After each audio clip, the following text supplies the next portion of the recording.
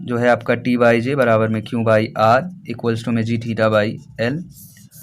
तो उसी से यहाँ पर कंटिन्यू करते हैं। हमें पढ़ना है यहाँ पर फ्लेक्सुरल रिजिडिटी, जैसे हमने सिंपल बेंडिंग में पढ़ा था। तो यहाँ पर है आपका टॉर्जनल रिजिडिटी या फिर स्टिफनेस इसको बोल सकते हैं, टॉर्जनल रिजिडिटी। तो देखिए टॉर्जनल रिजिडिटी क्या होती है, जैसा कि हमने जब वहाँ पर पढ़ा था flexural rigidity theory of simple bending में, तो वहाँ पर जो ई और आई का मल्टीपल होता है वो होता है आपका फ्लेक्सुरल रिजिडिटी। तो यहाँ पर अगर टॉर्जनल रिजिडिटी की बात करेंगे तो यहाँ पर देखिए यंग मॉडुलस था, और यहाँ पर क्या होता है मॉडुलस ऑफ रिजिडिटी होता है, वो क्या है जी है। और यहाँ पर था आपका मोमेंट ऑफ इनर्शिया, तो यहाँ पर पोलर मोमेंट ऑफ इनर्शिया आ जाएगा। जी इंटू में जे का जो मल्टीपल होगा वो होगा आपका टॉर्जनल रिजिडिटी। तो यहाँ से आप अगर इस इक्वेशन में देखें तो यहाँ पर जे और जी का आप अगर मल्टीपल देखें तो यहाँ से अगर आप इसको इस तरह से कर दें तो टी एल बाई थीटा इसके इक्वल हो जाएगा। तो यहाँ से भी आप देख सकते हो टी एल बाई थीटा, तो ये हो जाएगा आपका टॉर्जनल रिजिडिटी के बराबर। फिर इसके बाद हम लोग देख लेते हैं पोलर मॉडुलस ऑफ सेक्शन। जब हम लोगों ने थ्योरी ऑफ सिंपल बेंडिंग पढ़ा था तो वहाँ पर था केवल और केवल सेक्शन मॉडुलस। सेक्शन मॉडुलस क्या था, आई अपॉन वाई, इसको बोलते हैं सेक्शन मॉडुलस। तो पोलर मॉडुलस ऑफ सेक्शन में क्या क्या हो जाएगा, यहाँ पर मोमेंट ऑफ इनर्शिया था तो वहाँ पर हो जाएगा पोलर मोमेंट ऑफ इनर्शिया, यहाँ पर पोलर मोमेंट ऑफ इनर्शिया। और यहाँ पर जो वाई है तो यहाँ पर देखिए आप, यहाँ पर आप ये वाली जो मैक्सिमम डिस्टेंस है ये ले रहे हैं, तो जे बाई आर जो होगा आपका ये हो जाएगा पोलर मॉडुलस ऑफ सेक्शन। और इसको हम लोग यहाँ पर जेड पी से रिप्रेजेंट करते हैं। जैसे यहाँ पर हम लोग इसको जेड से रिप्रेजेंट करते थे तो यहाँ पर हम इसको जेड पी से रिप्रेजेंट कर दे रहे हैं। तो ये जो है आपका polar moment of inertia polar modulus of section Z P, ये हो जाएगी इसकी value polar moment of inertia के, और जो आपका यहाँ पर शाफ्ट का जो रेडियस है। अब यहाँ पर देखिए दो चीज़ों के लिए यहाँ पर हम इक्वेशन देख लेते हैं। एक तो अगर हम सॉलिड शाफ्ट की बात करें, सॉलिड शाफ्ट, और एक हॉलो शाफ्ट। सॉलिड शाफ्ट का क्या मतलब कि जो आप क्रॉस सेक्शन देखेंगे उसका यहाँ से यहाँ तक पूरा एक रेडियस होगा। और अगर हम हॉलो शाफ्ट की बात करेंगे तो यहाँ पर कुछ इस तरह से उसका डिज़ाइन होगा। जब आप उसको देखेंगे तो बीच में से जो होगा यहाँ पर कोई मटेरियल नहीं होगा, और यहाँ पर इसकी दो जो होंगी, यहाँ पर इसके लिए दो डायमेंशंस होंगे। तो यहाँ पर बेसिकली हम जब भी यहाँ पर सॉलिड शाफ्ट के लिए यहाँ पर जब भी हम इसका फॉर्मूला लिखेंगे तो वहाँ पर हम डायमीटर का यूज़ करते हैं। तो यहाँ पर आर ना लिख करके हम इसको लिखते हैं, इसका पूरा जो यहाँ पर डायमीटर है वो है कैपिटल में है डी। और यहाँ पर देखिए दो चीज़ें हैं, यहाँ पर इसका जो इंटरनल डाया है वो है डी आई से रिप्रेजेंट करते हैं, और जो आउटर डाया है मतलब जो मैक्सिमम यहाँ पर डाया है वो है डी ओ। तो डी ओ और डी आई, और जो यहाँ पर मैक्सिमम है यहाँ पर पूरा जो सॉलिड शाफ्ट है यहाँ पर पूरा इसका जो डाया है वो है डी। तो अगर हम सॉलिड शाफ्ट के यहाँ पर इसमें फॉर्मूले की बात करें तो सेम एज यहाँ पर लिखेंगे टी, और यहाँ पर हमें पोलर मोमेंट ऑफ इनर्शिया देखना होगा। तो पोलर मोमेंट ऑफ इनर्शिया अगर हम सॉलिड शाफ्ट की बात करते हैं तो यहाँ पर ये इसका फॉर्मूला होता है पाई डी की पावर 4 डिवाइड बाई में 32, ठीक है, इक्वल्स टू में हो जाएगा क्यू डिवाइडेड बाई में यहाँ पर पूरा इसका जो रेडियस काम कर रहा है, तो यहाँ पर हम डायमीटर का यूज़ करते हैं तो यहाँ पर डी बाई 2 लिखेंगे, डी बाई 2 यहाँ पर कैपिटल डी लिख लीजिए सब जगह, और यहाँ पर हो जाएगा जी थीटा बाई एल। तो यहाँ पर ये तो सेम ही है, ये तो हो गया सॉलिड शाफ्ट के लिए। अगर हम हॉलो शाफ्ट की बात करेंगे तो यहाँ पर टॉर्क सेम है, और जैसे हम बेसिकली यहाँ पर एक इक्वेशन देख रहे हैं, और यहाँ पर क्या है, यहाँ पर इसका जो अगर हम पोलर मोमेंट ऑफ इनर्शिया देखें कितना हो जाएगा, तो देखिए यहाँ पर हॉलो शाफ्ट पूरी जो आपकी सॉलिड शाफ्ट थी उसके लिए पाई डी के पावर 4 बाई 32 है। तो यहाँ पर क्या करना होगा, हमें इसका जब पोलर मोमेंट ऑफ इनर्शिया देखना है जे की वैल्यू, तो यहाँ पर पहले हम इसका पूरा जो अगर हम इसको मान लें पूरी जो है इसकी सॉलिड शाफ्ट होती है तो कितना मोमेंट ऑफ इनर्शिया होता है, तो होता पाई डी की डी आउटर डाया जो है इसका की पावर 4 डिवाइड बाय में 32, ये पूरा होता। अब इतना पोर्शन नहीं है, तो इतना पोर्शन नहीं तो इसका मोमेंट ऑफ इनर्शिया हम यहाँ पे घटा देंगे, पाई डी इनर डाया की पावर 4 डिवाइड बाय में 32, तो ये वैल्यू हमें यहाँ पर लिख देनी है, और इक्वल्स टू में क्यू। और यहाँ पर देखो यहाँ पर क्या यूज़ करना है, यहाँ पर जो मैक्सिमम वैल्यू है जो यहाँ पर स्ट्रेस लग रहा है शियर स्ट्रेस, वो देखिए यहाँ पर ही लग रहा है, तो यहाँ पर भी जो आर की वैल्यू होगी same as D O by 2 यहाँ पर लिखेंगे, सेम है दोनों के लिए। यहाँ पर बस ये वाली वैल्यू जो है जे की वैल्यू यहाँ पर ये चेंज हो जाती है हॉलो शाफ्ट के लिए।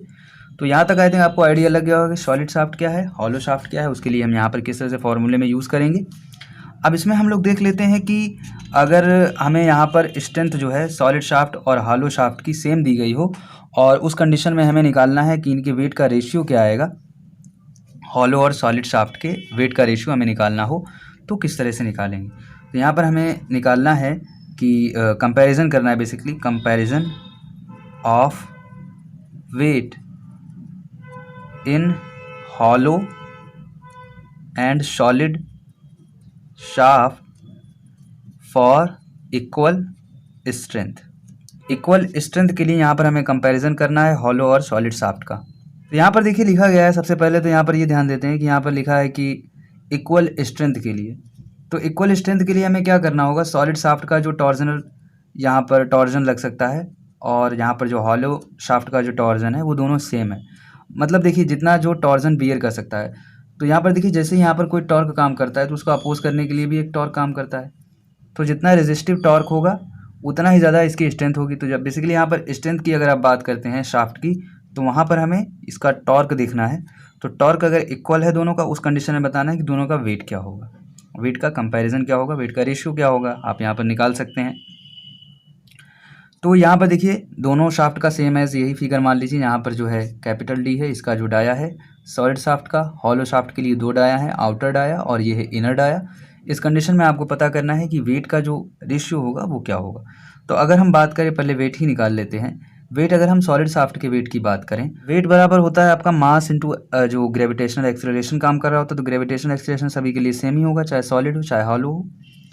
और हमें मास निकालना है, तो मास किस तरह से आप निकाल सकते हो, मास निकालने के लिए आप यहाँ पर इसका वॉल्यूम निकालोगे और उसको डेंसिटी से मल्टीप्लाई कर दोगे। तो यहाँ पर हम ये भी मान रहे हैं कि जो दोनों शाफ्ट हैं उनकी जो डेंसिटी है वो भी सेम है। तो यहाँ पर ये भी सेम हो गया, ये सेम है, तो ये दो आपस में ही कट जाएंगे। और यहाँ पर बस हमें निकालना है इसका वॉल्यूम। और वॉल्यूम कैसे निकालते हो आप, वॉल्यूम निकालने के लिए यहाँ पर आप इसको एरिया, इसका एरिया फाइंड आउट करेंगे, क्रॉस सेक्शन का एरिया फाइंड आउट करेंगे, उसको बेसिकली लेंथ से जो है मल्टीप्लाई कर देंगे। तो एरिया अगर हम इस क्रॉस सेक्शन का पता करें, एरिया क्या आएगा, तो एरिया हो जाएगा पाई। अगर आप किसी एक सर्कल की बात करें तो उसका एरिया कितना होता है, ये होता है पाई आर स्क्वायर। तो यहाँ पर हम डायमीटर यूज़ करेंगे, तो पाई डी की पावर 2 डिवाइडेड बाई में 4 आ जाएगा। ये आ गया सॉलिड शाफ्ट का वेट। और इसको अगर लेंथ से मल्टीप्लाई कर देते हैं, क्योंकि यहाँ पर आपको मल्टीप्लाई करना है, और यहाँ पर लेंथ भी हम सेम मान रहे हैं कि जो लेंथ है वो भी सेम है। और हॉलो शाफ्ट के लिए अगर आप इसका वेट देखो, तो हॉलो शाफ्ट के लिए वेट आप देखोगे तो आ जाएगा पाई डी आउटर डाया माइनस में इनर डाया, सेम एज यहाँ पर। अगर आप इसके एरिया की बात करें तो आपको इसका एरिया निकालना है, तो पूरे का एरिया और इसमें से ये वाला एरिया निकाल दोगे तो सेम एज यही आएगा, pi outer dia minus inner dia square में, और डिवाइड बाई 4 है, rho into G into L. ठीक है, तो यहाँ पर तो इतना आ गया आपको। तो अगर हम इसका रेशियो देखेंगे, रेशियो क्या आ जाएगा, सॉलिड डिवाइड बाई हॉलो। तो यहाँ पर सभी वैल्यूज़ कट जाएंगी, पाई भी आपका कट जाएगा, क्या बचेगा, डी स्क्वायर डिवाइड बाई में आउटर डाया का स्क्वायर माइनस में इनर डाया का स्क्वायर। अब देखिए यहाँ पर हमें ये केवल रिप्लेस करना है, ये वाली जो डी की वैल्यू है इसको भी इन्हीं के टर्म्स में लाना है। और हमें इसके लिए यहाँ पर दिया गया स्ट्रेंथ जो है सेम है। तो जब स्ट्रेंथ सेम है तो इसका हमें फार्मूला पता है। फार्मूला यहाँ से आप देख सकते हो क्या लिखा गया है, टॉर्क क्या होता है आप यहाँ पर पता कर सकते हैं। तो आप इतने इक्वेशन को केवल लेकर चलिए, टी बाई जे बराबर में क्यू बाई आर।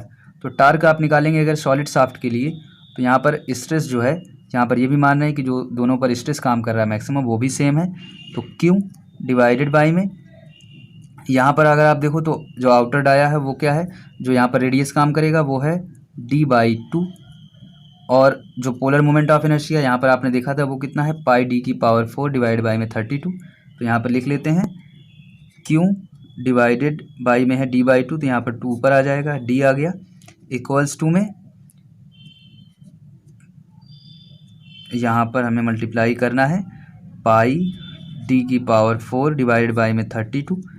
अब यहाँ पर हॉलो शाफ्ट के लिए आपको थोड़ा सा ध्यान देना है, यहाँ पर भी same as 2 Q divide by में आउटर डाया यहाँ पर होगा इनटू में पाई, और यहाँ पर आपने इसका मोमेंट ऑफ इनर्शिया निकाला था, ये कितना आ रहा था पूरे मोमेंट ऑफ इनर्शिया, यहाँ पर आप कॉमन ले लो सभी चीज़ों को, पाई बाई 32 कॉमन है, तो the outer dia minus inner dia की पावर 4 में है, और यहाँ पर आपको डिवाइड करना होगा। ये तो आपने मोमेंट ऑफ इनर्शिया लिख दिया है, तो यहाँ पर ये हो गया आपका पूरा कंप्लीट हो गया, यहाँ तक आपको ध्यान देना है। तो यहाँ से देखो ये कैंसिल हो गया, π/32 है, यहाँ पर भी ये कैंसिल आउट हो गया। तो देखो यहाँ पर इस तरफ आ जाएगा आपका d की पावर 4 ऊपर है, तो यहाँ पर आ जाएगा d की पावर 3, यहाँ पर आ जाएगा d आउटर डाया की पावर 4 माइनस में d इनर डाया की पावर 4 डिवाइड बाय में d आउटर डाया। यहाँ तक हो गया। अब यहाँ पर आप देखो, यहाँ पर आपको स्क्वायर की वैल्यू पता करनी है और यहाँ पर क्यूब में दिया गया है वैल्यू। तो यहाँ पर पहले तो इन सभी को जो है इस तरफ लेकर चले जाते हैं। तो यहाँ पर अगर आप इसको इस तरफ लेकर चले जाओ तो यहाँ पर आ जाएगा 1/3, यहाँ पर भी 1/3। अब आपको इसका स्क्वायर निकालना है, तो अब यहाँ पर 1 आ गया पावर में। अब जैसे ही आप यहाँ पर पावर में 2 करेंगे तो यहाँ पर सब जगह पे 2 हो जाएगा। तो d स्क्वायर बराबर आ जाएगा आउटर डाया का स्क्वायर माइनस में पावर 4 में है 2/3 डिवाइड बाई में d आउटर डाया की पावर में 2/3।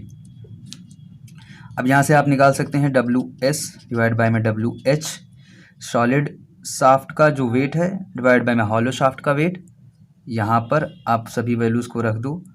यहाँ पर आ जाएगा d आउटर डाया की पावर 4 माइनस में इनर डाया की पावर 4 की पावर में है 2/3 और डिवाइड बाई में नीचे है आउटर डाया की पावर 2/3 और d आउटर डाया का स्क्वायर माइनस में इनर डाया का स्क्वायर। तो ये वाला जो आपका बना इक्वेशन, सॉलिड शाफ्ट और हॉलो शाफ्ट के वेट का रेशियो जबकि स्ट्रेंथ जो हो वो इक्वल हो, उस कंडीशन में यहाँ पर आप हॉलो शाफ्ट के ही डायमीटर की टर्म में यहाँ पर आप देख रहे हैं। बाकी ये वाला जो है ये तो आपका जो है यहाँ पर सॉलिड शाफ्ट का भी डायमेंशन है। तो यहाँ तक हो जाता है। आई थिंक यहाँ तक आपको कुछ समझ में आया होगा। इसके अगले की वीडियोज़ में यहाँ पर इसमें और भी जो टॉपिक्स बचते हैं उसको कंटिन्यू करेंगे और आज का जो वीडियो है यहाँ पर एंड करते हैं।